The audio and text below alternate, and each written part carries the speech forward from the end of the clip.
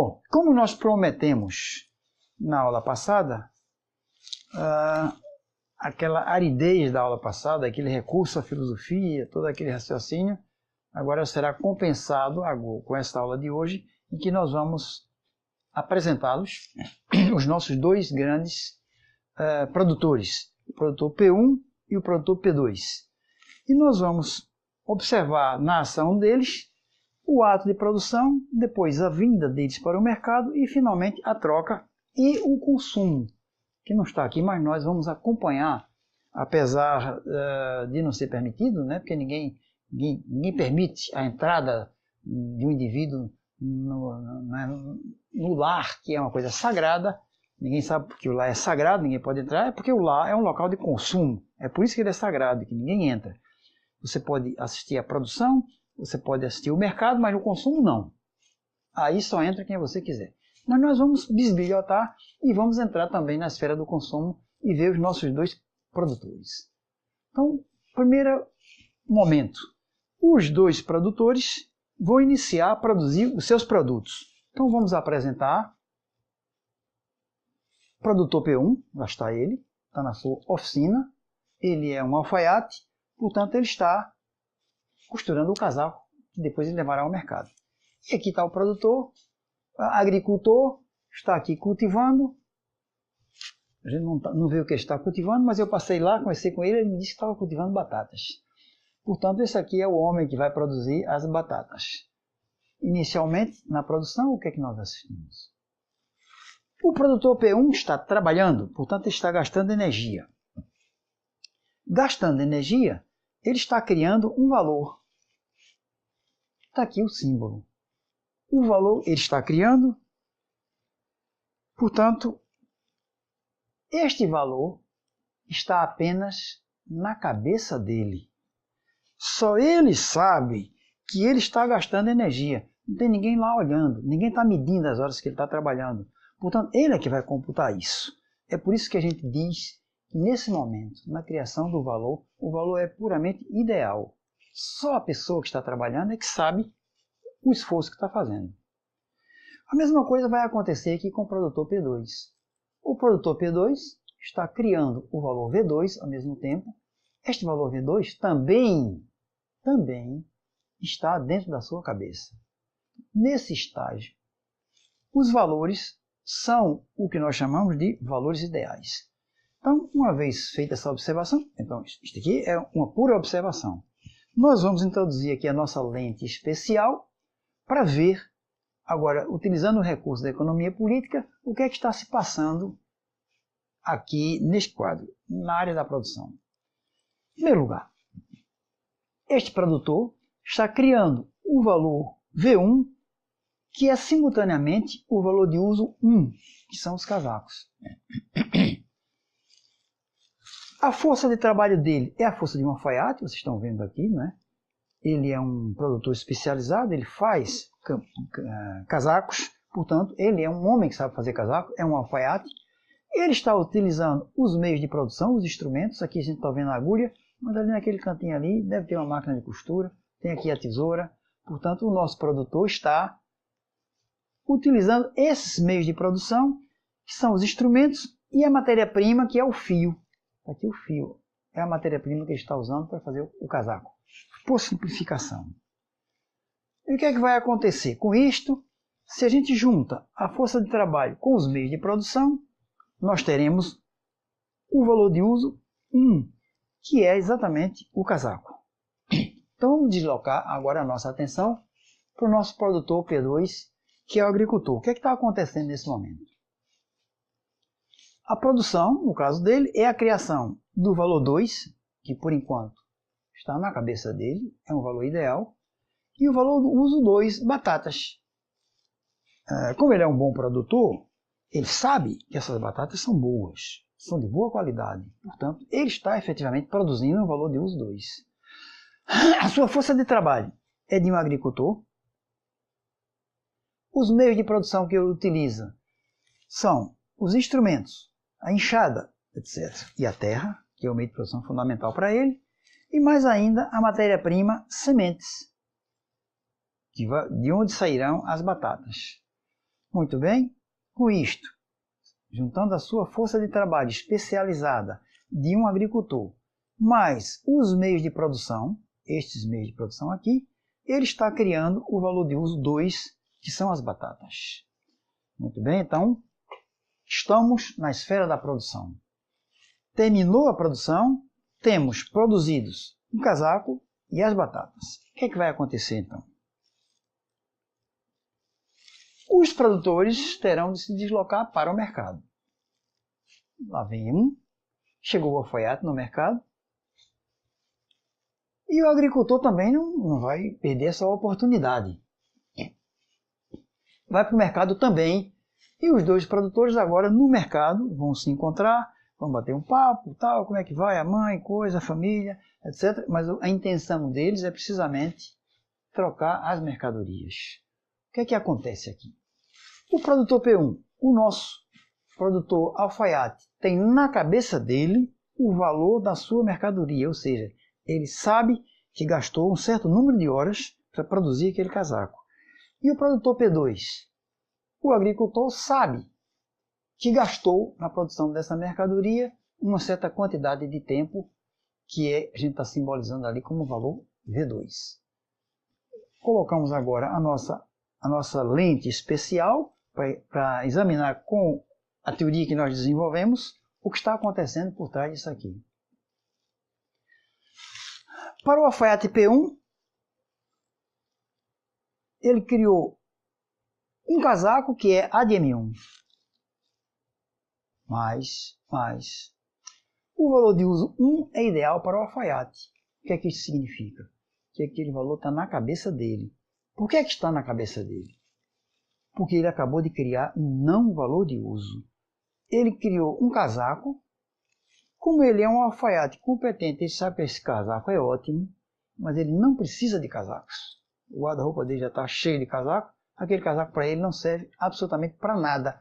Portanto, é um não valor de uso para ele. Ora, isto é uma tragédia. Isto é uma tragédia. Por que é esta tragédia?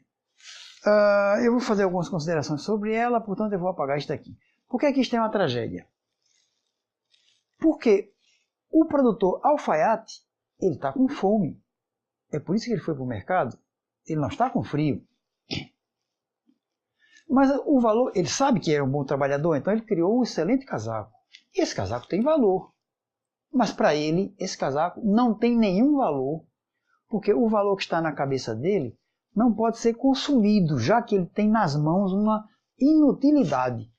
Como é que ele vai tirar proveito do seu trabalho se ele não pode consumir o produto do seu trabalho? É por essa razão que a gente afirma que o casaco para o nosso querido alfaiate não serve para nada. E, portanto, o valor que está materializado no corpo daquele casaco não pode, para ele, ter nenhuma significação. E o que é que vai acontecer aqui com o agricultor? Agora sim, o agricultor, que é o P2, está aqui com o saco, 150 kg de batata, meio pesadinho, né? Então ele teria que levar isso em vários sacos, ou levar um jumentinho ali para carregar as batatas dele. Mas isso aí é de menos importância para a análise que a gente está fazendo. Isto é a quantidade B da mercadoria M2. E o que é que vai acontecer para ele? Da mesma maneira que para o produtor P1 aconteceu esse desastre, para o produtor P2 acontecerá um desastre equivalente. Ou seja, para ele criou um valor 2, que é ideal, está na cabeça dele. E para ele, nesse momento, o valor de uso que ele criou é um não valor de uso para ele. Ele já não aguenta mais de comer batatas. Ele não suporta nem ver batata na frente, de tanta batata que ele já comeu. Portanto, ele tem nas mãos dele uma inutilidade.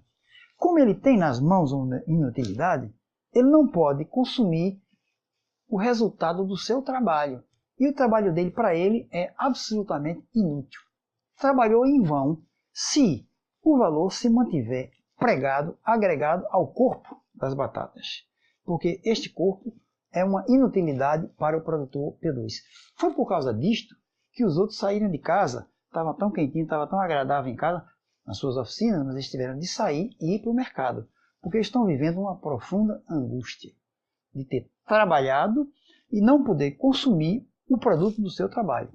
Isto acontece nas sociedades de produtores de mercadorias. É sempre assim. Muito bem. Há várias hipóteses que a gente pode considerar. O que é que vai acontecer aqui? Os dois vão discutir. E deve haver o reconhecimento na hipótese mais favorável. Tem de haver o reconhecimento, primeiro, qualitativo, do valor de uso como valor de uso para o indivíduo. Portanto, o agricultor tem de olhar para o casaco. É claro que eles vão pegar, vão experimentar. O agricultor vai examinar o casaco para ver se reconhece no casaco a utilidade.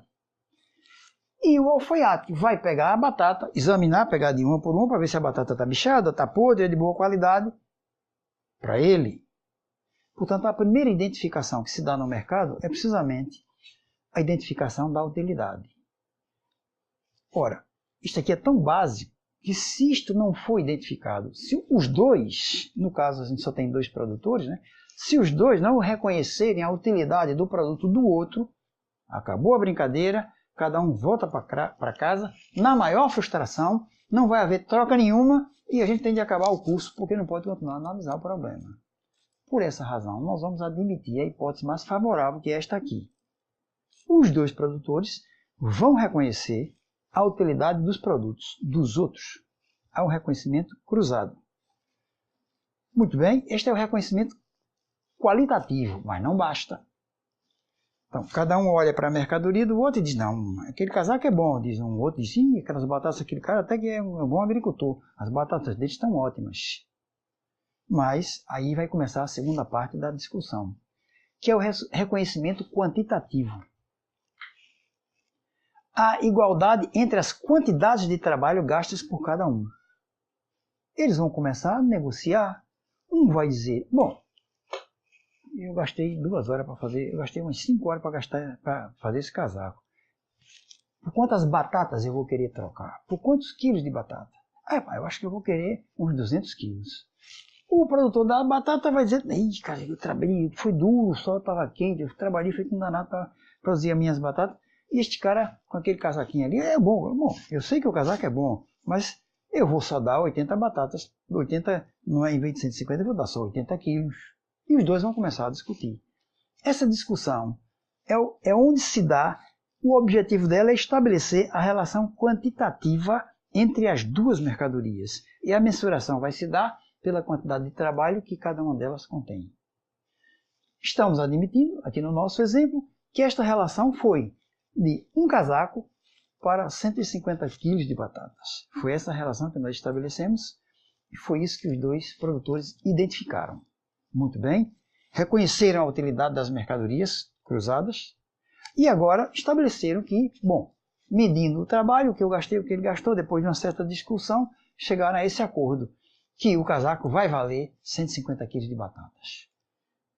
Feito estes dois reconhecimentos, o que é que vai acontecer? Maravilha. Está aqui. Os dois fizeram a troca das suas mercadorias. Estamos aqui com o alfaiate com o saco de batatas e estamos aqui com o agricultor com o casaco. É claro que cada um botou logo a mercadoria para o outro lado para, se o outro se arrepender, já é tarde. Agora eu já não troco mais. Está feito o negócio. O que vai acontecer? Esse é um momento solene, é um momento sagrado, é um momento formidável. Porque este é o momento que vai consagrar a realização dessas duas mercadorias como mercadorias. Elas nasceram, caminharam até o mercado, chegaram no mercado e nesse momento o mercado que representa a sociedade, a socialização do processo de trabalho, aceitou as mercadorias. Não, vocês são bons produtores, produziram bons valores de uso e nós queremos esses valores de uso. Foi isso que a gente acabou de ver na relação entre esses dois produtores. Muito bem, mas aí o que é que vai acontecer? Qual é o milagre que vai acontecer? O valor que era ideal, o valor 1, estava na cabeça do produtor alfaiate, vai saltar da sua cabeça e vai materializar-se no corpo das batatas. E o que é que vai acontecer com esse valor aqui? O valor ideal.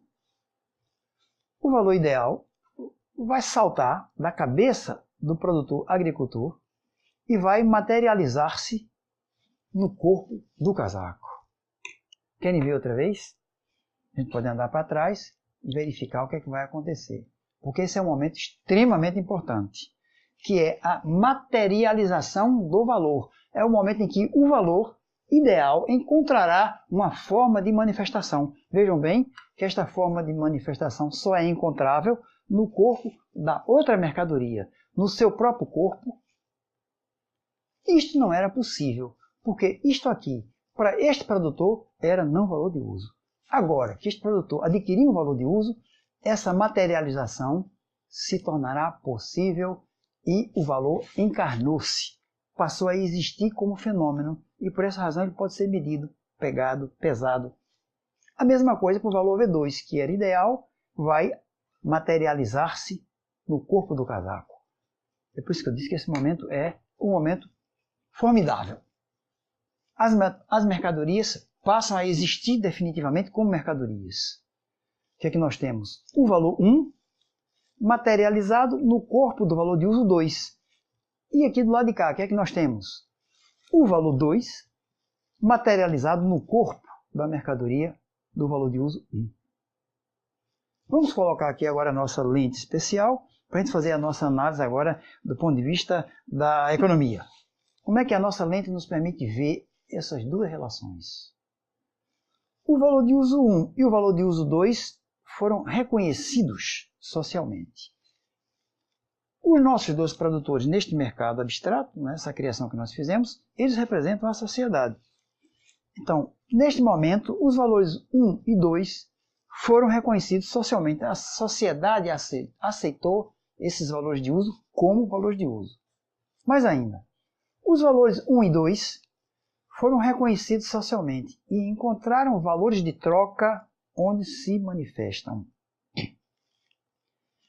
A gente pode retroceder aquele slide anterior, de uma aula anterior, que era quando a gente analisava,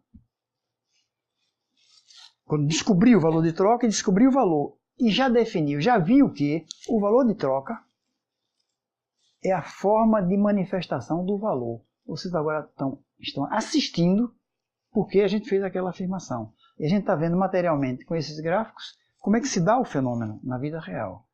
O valor vai encontrar um valor de troca. O valor de troca do casaco daquele cidadão é tantos quilos de batata. Foi no corpo das batatas que o valor se materializou. O valor encontrou um valor de uso onde ele podia se manifestar. Foi o que nós assistimos quando observamos aqui esta relação e este fenômeno. O que é que nós podemos dizer mais ainda? O produtor P1 agora tem nas mãos o valor 1 e o valor de uso 2. Então, vejam bem. Para o produtor P1, o saco de batatas representa a união entre o valor 1 e o valor de uso 2. Ora, isso é possível porque a contradição que existia entre eles desapareceu. Ou a gente diz, em linguagem econômica ou filosófica, que ela foi resolvida. Para P1, a contradição que existia na sua mercadoria entre valor e valor de uso foi resolvida. E foi resolvida por esta via, quando o valor encontrou um corpo estranho, um outro valor de uso para se manifestar. Então ele agora tem nas mãos uma coisa que é valor e valor de uso. Portanto, não é mais uma unidade de contrários. E como não é mais uma unidade de contrários, a mercadoria morreu, desapareceu. Ele tem nas mãos agora um bem que ele vai consumir. Como é que a gente pode representar isso simbolicamente? Está aqui. O valor 1 materializou-se no corpo do valor de uso 2. O valor 1 materializou-se no corpo do valor de uso 2. E no caso do P2, o que é que vai acontecer? Ele tem na mão o valor 2 e o valor de uso 1 está aqui. O valor 2 estava na sua cabeça, saltou para o corpo do casaco, que é o valor de uso 1. Portanto, também neste caso, acabou a contradição entre valor e valor de uso. Isso significa que esta mercadoria deixou de existir, porque a contradição que havia no seu interior entre valor e valor de uso foi resolvida, desapareceu. Temos agora um produto que é simultaneamente valor e valor de uso para este produtor. O que é que vai acontecer? A mercadoria morreu e este produto vai ser levado para fora do mercado.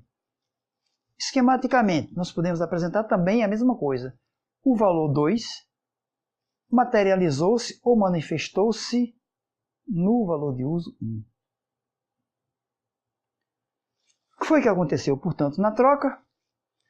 Reconhece-se o valor de uso, realiza-se o valor. Portanto, no ato que nós acabamos de assistir, o valor de uso foi reconhecido como valor de uso social pela sociedade, representada por esses dois produtores, e o valor que era ideal, estava na cabeça dos produtores, manifestou-se, materializou-se, realizou-se em um valor de troca. Acabou a brincadeira? Não, agora que a brincadeira ficou boa. Porque agora, isto já não é mais uma mercadoria, nem aquilo é mais uma mercadoria, já que não são mais unidades de contrários. Então, não estão mais em choque valor e valor de uso. A contradição desapareceu. Então, cada um destes produtores vai sair do mercado, já que eles não têm mais em mãos mercadorias, eles não têm nada para fazer no mercado, eles vão sair do mercado e vão para aquela esfera sagrada, que é precisamente a esfera do consumo. A gente usa um drone para poder entrar no ambiente, porque não é permitido, né? Não nos permite que a pessoa entre na casa ou lá, é sagrada, que essa história toda que todo mundo conhece. Então a gente vai clandestinamente usar um drone para penetrar nas casas e ver o que vai acontecer agora na esfera do consumo. Então vamos ver o primeiro produtor. Separamos aqui a casa de um e a casa do outro, e está aqui o primeiro produtor. Está lá, saquinho de batatas, ansiosamente já correu para a panela, botou no fogão e vai cozinhar as batatas, e pela cara dele ele está mesmo com água na boca. E na cabeça dele, qual será a ideia que ocorre aí nesse momento? Ah, tá aí. Possivelmente algo deste tipo. Valeu a pena o trabalho dele. Já não morro de fome. Ele agora está se apropriando do fruto do seu trabalho, no corpo do trabalho de um outro. Mas agora sim, ele pode se apropriar do valor que ele criou. Este corpo do trabalho do outro produtor serviu para que se materializasse o valor resultado do trabalho dele. E o que é que vai acontecer aqui com o nosso outro produtor? O produtor chegou em casa, vestiu o casaco e apresentou-se para a inspeção. Não é? Ele deve ter dito coisa do seguinte tipo: que bom, já não terei frio, e comprei com o meu trabalho, olha a consciência, foi o meu trabalho que me permitiu comprar este casaco. Era a minha necessidade, agora eu comprei, mas se eu não tivesse trabalhado, eu não estaria com esse casaco. Então ele sabe que o que está materializado aqui é o resultado do trabalho dele, só que teve de mudar de corpo. Então ele está muito feliz porque não vai ter frio, mas aí a mulher dele vai apresentar uma outra utilidade.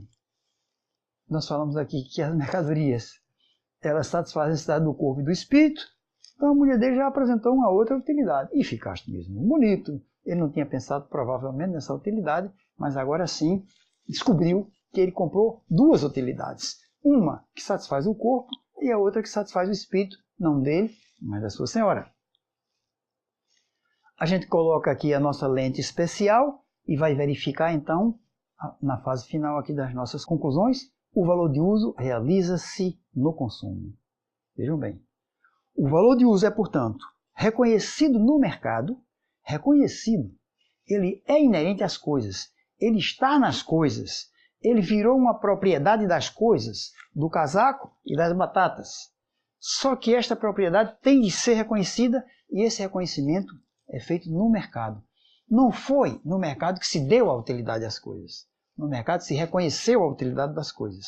Depois de trocado, depois de comprado as mercadorias, é que as mercadorias saem do mercado, porque já não são mais mercadorias. Esse ato de troca que nós vimos aqui é o ato de morte da mercadoria. A mercadoria agora virou um bem, e esse bem vai satisfazer as necessidades dos dois produtores que as adquiriram. E aqui nós estamos vendo na esfera do consumo, agora sim, o valor de uso vai se realizar. É reconhecido num canto e é realizado no outro. E agora, cada um dos produtores podem, finalmente, consumir não é, alimentar-se ou sobreviver consumindo o produto do seu próprio trabalho. Com isto, nós encerramos essa nossa nova aula.